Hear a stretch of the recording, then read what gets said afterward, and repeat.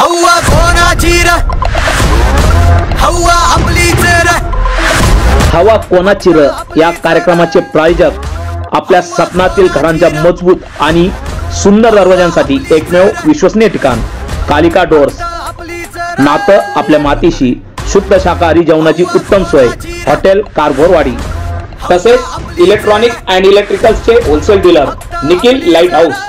अजित पवार यांच्या सर्वात जास्त सभा या सध्या बारामती लोकसभा मतदारसंघात होत असल्याच्या प्रश्नावर आमदार रोहित पवार यांनी प्रतिक्रिया देताना सांगितले की अजित पवार यांना भाजपने लोकल नेता करून टाकले आहे। अजितदादा आणि त्यांच्या बरोबरचे नेते शरद पवार यांच्या वयाबद्दल बोलत होते, मात्र शरद पवार साहेब महाराष्ट्रभर फिरणार असून 50 ते 60 सभा घेणार असल्याचे रोहित पवार यांनी सांगितले। तर अजितदादा हे बारामती मतदारसंघात अडकून पडले आहेत। अजितदादा जेव्हा शरद पवार यांच्या संपूर्ण महाराष्ट्रात त्यांच्या विविध ठिकाणी सभा होत असत, मात्र आता अजित पवारांच्या सभा होऊ नयेत असेच कार्यकर्त्यांना वाटत असेल, कारण अजितदादा जर चुकून काही बोलले तर तिथे उमेदवाराचे मताधिक्य कमी होऊ शकते, त्यामुळे दादांना तिथे बोलवले जात नाही।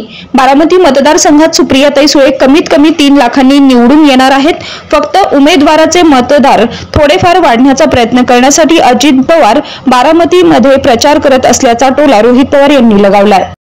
अजितदादांना लोकल नेता भाजपने बनवलेला आहे। अजितदादा आणि त्यांचा जे सर्व नेते काय म्हणत होते, पवार साहेबांबद्दल वयाबद्दल सांगितलं होतं।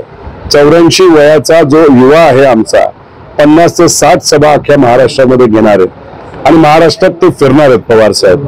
पण अजितदादा कुठे आहेत तर बारामती मतदारसंघामध्ये आहेत। आता स्वतः उपमुख्यमंत्री आहेत, पूर्वी मोठे नेते राहिलेले आहेत। पवार साहेबांच्या मार्गदर्शनाखाली ते जेव्हा काम करायचे तेव्हा अख्ख्या महाराष्ट्रामध्ये नेता म्हणून ते फिरायचे, भाषण तिथे करायचे।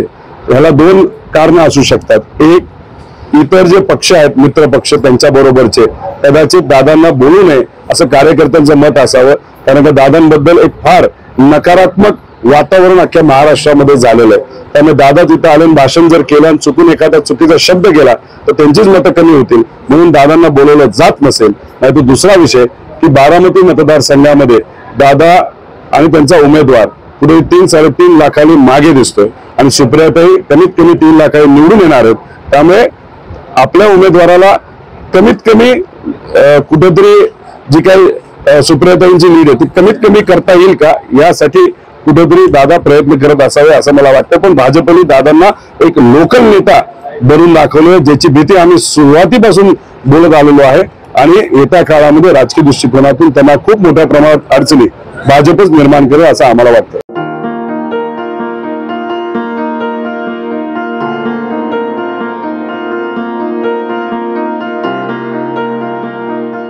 जिल्ह्यातल्या महत्त्वाच्या बातम्या जाणून घेण्यासाठी आजच आपल्या आवडत्या नगर संघर्ष न्यूज सबस्क्राईब करा व त्या शेजारील बेल आयकॉनला क्लिक करा व इंस्टाग्राम व शेअर चॅटला फॉलो करा।